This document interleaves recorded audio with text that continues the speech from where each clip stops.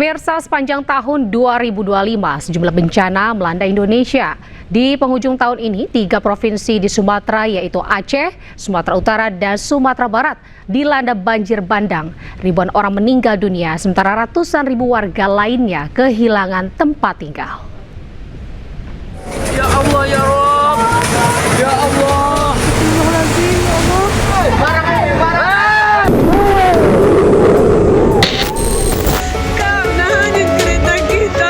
Akhir November 2025, hujan deras yang datang berhari-hari memicu banjir bandang dan longsor yang menerjang belasan kabupaten kota. Innalillahi wa inna ilaihi raji'un. Aliran air deras membawa gelondongan kayu menghantam apapun dan siapapun. Banjir melulantakkan kampung Sumur. Ratusan orang meregang nyawa. Ratusan ribu warga kehilangan tempat tinggal mereka. Akses jalan dan jembatan putus, beberapa desa terisolasi. Banjir bandang Aceh dicatat sebagai salah satu bencana hidrometeorologi terberat di Sumatera. Hari demi hari, bulan pun berganti. Alat berat dikerahkan, masa tanggap darurat diperpanjang. Relawan dan petugas gabungan terus bekerja, pemerintah berupaya sekuat tenaga. Namun entah sampai kapan warga Aceh bisa menutup luka.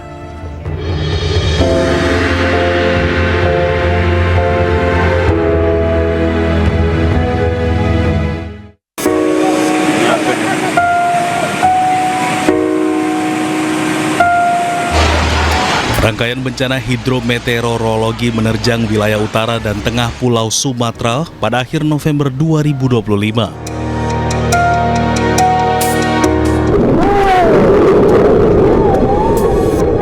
Kondisi cuaca ekstrim memicu banjir dan longsor di wilayah Provinsi Sumatera Utara seperti di Sibolga, Tapanuli Utara, Tapanuli Tengah, dan Tapanuli Selatan. Tingkat kehancuran yang masif diduga hasil dari kombinasi cuaca buruk dengan kerentanan ekologis akibat degradasi hutan di wilayah hulu.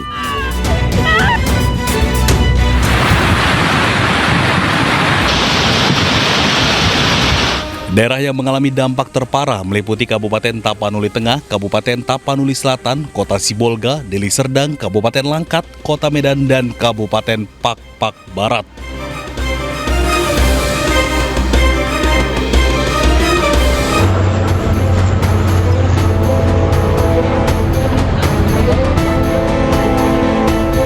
Pasca bencana, para penyintas bencana banjir dan longsor di Sumatera Utara membutuhkan banyak bantuan, 9 bahan pokok, hunian sementara hingga air bersih serta sanitasi. Terima kasih atas kepeduliannya.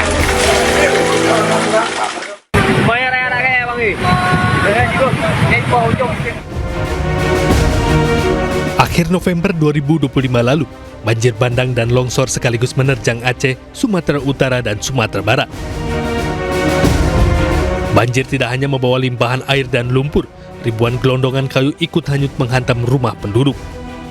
Tiba-tiba datang banjirnya, nggak bisa diselamatkan apa-apa. Dikirain banjir biasa, ternyata bawa kayu-kayu. 52 kabupaten dan kota di 3 provinsi porak-poranda akibat banjir bandang dan tanah longsor. Data BPBD 23 Desember 2025, korban meninggal dunia di Sumatera Barat mencapai 259 orang dan 175 orang hilang. Tim SAR gabungan TNI Polri dan relawan bahu-membahu membantu korban. Proses evakuasi bukan hal yang mudah, tim harus berjibaku dengan medan yang tak mudah dijangkau.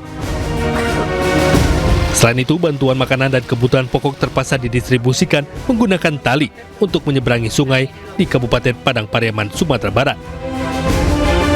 Pendistribusian logistik dilakukan lantaran jembatan gantung yang menjadi akses satu-satunya warga setempat putus akibat banjir bandang.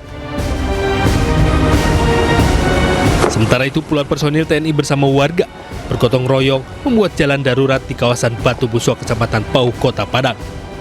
Jalan darurat dibuat dari batu sungai sepanjang 50 meter dan jadi satu-satunya akses menuju permukiman warga. Sebelumnya banjir bandang susulan membuat akses jalan lumpuh total.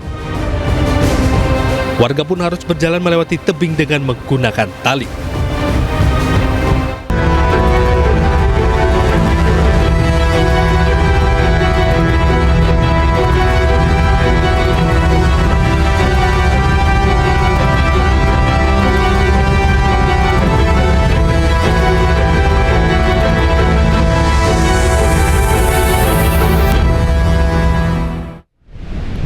Pemirsa, Kementerian Agama Republik Indonesia resmi membuka seleksi nasional murid baru Madrasah Aliyah Negeri Unggulan untuk tahun ajaran 2026-2027. Dan seleksi ini memberikan kesempatan bagi putra-putri terbaik dari seluruh penjuru Indonesia untuk mendapatkan pendidikan madrasah berkualitas nasional.